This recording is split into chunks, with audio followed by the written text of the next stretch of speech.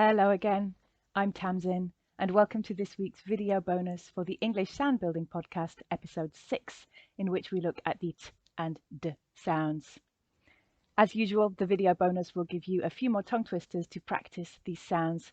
But before we do that, I promised in the episode that I'd show you again how to make the sounds in case you find it beneficial to see what my mouth is doing.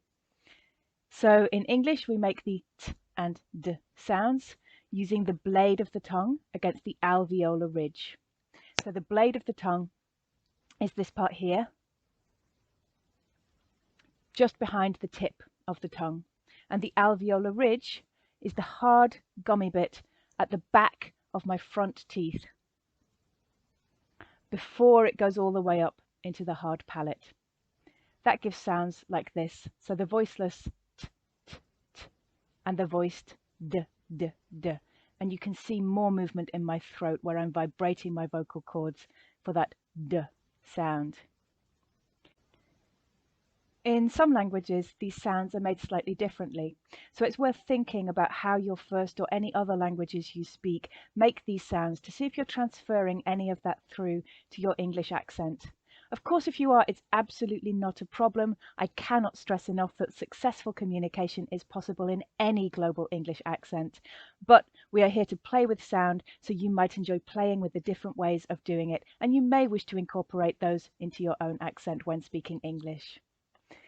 So the two main differences we find are either that the t and d sounds, rather than being produced on the alveolar ridge, might be produced towards the back of your front teeth.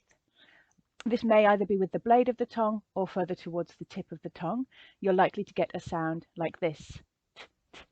D, d, d, d, d, d.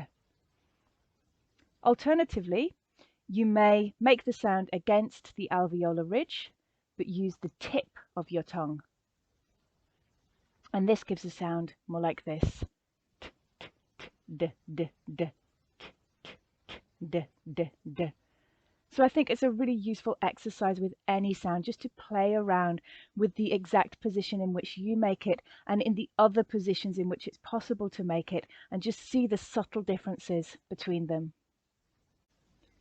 Okay, let's get started with the tongue twisters. As you read them, pay real attention to how you're making the t and d sounds, and try to focus on any areas with those sounds that you're trying to change or improve. So we'll start with the first one. Tiny Tim toddled to the tiny toddler's toy shop. Tiny Tim toddled to the tiny toddler's toy shop. Tiny Tim toddled to the tiny toddler's toy shop. Tiny Tim toddled to the tiny toddler's toy shop. Well done. The second, I find this one the most tricky of today's three. See how you feel.